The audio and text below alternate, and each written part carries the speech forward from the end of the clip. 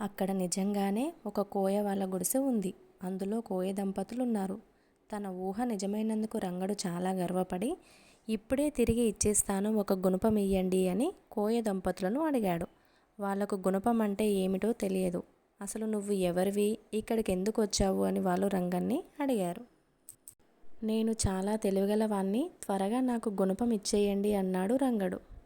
ఆ కోయ దంపతులకు అనుమానం వచ్చి తమ వెంట రమ్మని వాళ్ళు రంగన్ని ఆ సమీపంలోనే ఉన్న మునీశ్వరుడి దగ్గరకు తీసుకొని పోయారు.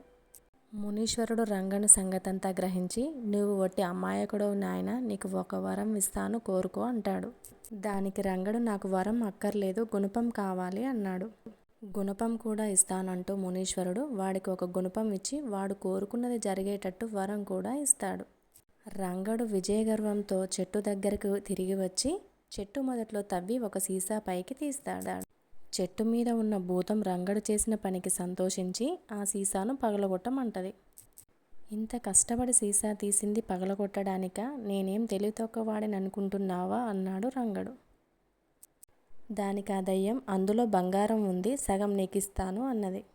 వెంటనే సీసాను పగలగొట్టగా అందులోంచి భూతం చెల్లెలు బయటకు వస్తుంది. రంగనికి బంగారు నాణాలు ఇచ్చి పంపిస్తుంది భూతం. సంతోషంతో ఆ బంగారు నాణాలు తీసుకుని ఇంటికి బయలుదేరుతాడు రంగడు. కానీ దారి మధ్యలో బాగా వర్షం వస్తుంది. అతడికి చిరాకు వచ్చి మునీశ్వరుడు ఇచ్చిన వరాన్ని గుర్తుకు తెచ్చుకొని, నేనుండే దేశంలో వానలు ఉండరాదు అని కోరుకుంటాడు. వెంటనే వర్షం ఆగిపోతుంది. రంగడు తన తెలివితేటలకు అమితంగా సంతోషపడి ఇంటికి పోయి తల్లికి బంగారం ఇచ్చి తాను సాధించిన ఘనకార్యాలన్నీ గర్వంగా చెప్తాడు. మునీశ్వరుడు ఇచ్చిన వరంతో తాను వానను ఆపాడని తెలియగానే వాడి తల్లి అదిరిపడింది. ఈ సంగతి తెలిస్తే 10 మంది కలిసి రంగన్ని చంపేస్తారు.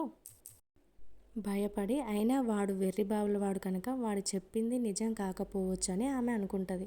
కానీ దేశంలో నిజంగానే వానలు లేవు. తీవ్రమైన కరువు ఏర్పడింది. అయితే దేశం సుసంపన్నమైనది కావటం చేత రాజు ఇతర దేశాల నుండి ఆహార ధాన్యాలు కొని ఆ సంవత్సరం గడిపేశాడు. చిత్రం ఏమిటంటే పక్క దేశాల్లో భారీగా వర్షాలు కురుస్తున్నాయి. అప్పుడు రంగడు చెప్పింది నిజమేనని తెలుసుకొని రంగన్ని తీసుకొని మునీశ్వరుడు ఉండే చోటుకి పోతుంది తల్లి. ఆ మునీశ్వరుడు ఎవరు, ఆయన ఎక్కడ ఉంటాడు అని చెప్పి రంగడి తల్లి ఆ కోయ దంపతుల్ని అడుగుతుంది.